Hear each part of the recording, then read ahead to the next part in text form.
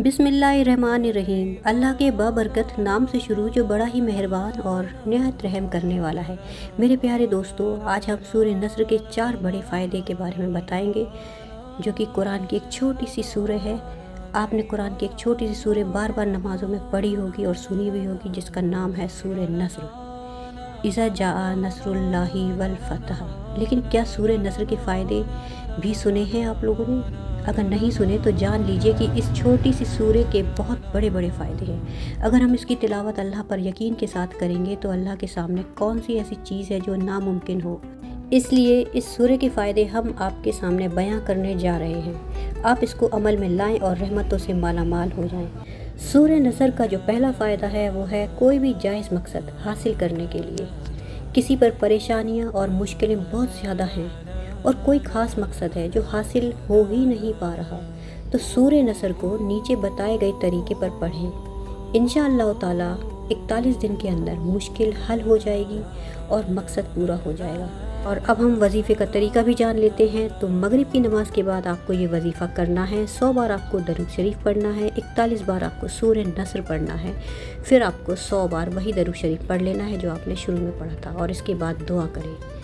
41 दिन तक ये अमल आपको करना है। कर्ज़ अदा करना हो, माली तंगी दूर करने के लिए भी सूरह नस्र को आप पढ़ सकते हैं। कोई शख्स अगर कर्ज़ के बोझ तले दबा हुआ हो और अदा करने की कोई सूरत नज़र ना आ रही हो और माली मुश्किलें बढ़ती जा रही हो, तो ये सूरह नस्र को नीचे बताए गए तरीके पर पढ़े। ये माली परेशानियों के लिए भी बहुत ही बेहतरीन अमल है। इंशाअल्लाह ताला खुशहाली रहेगी।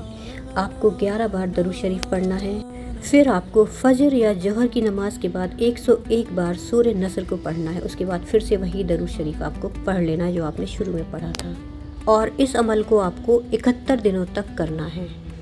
और जो दूसरा अमल है वो है बेदीन को दीनदार बनाने का अमल।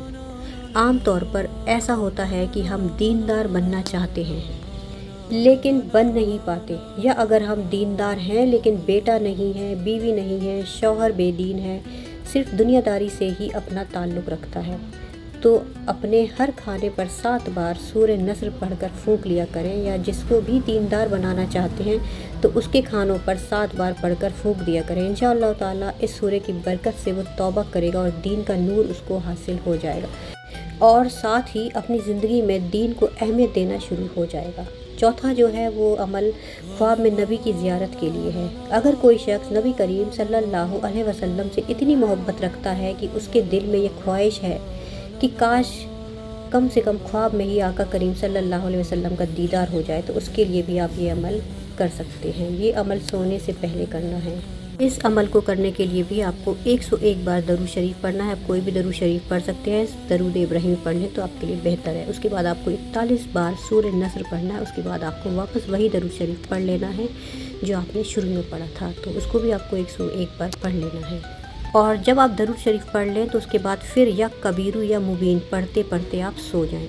इंशाअल्लाह ताला 7 हफ्ते नहीं गुजरेंगे कि नबी करीम सल्लल्लाहु अलैहि वसल्लम का दीदारे बासआदत ख्वाब में होगा।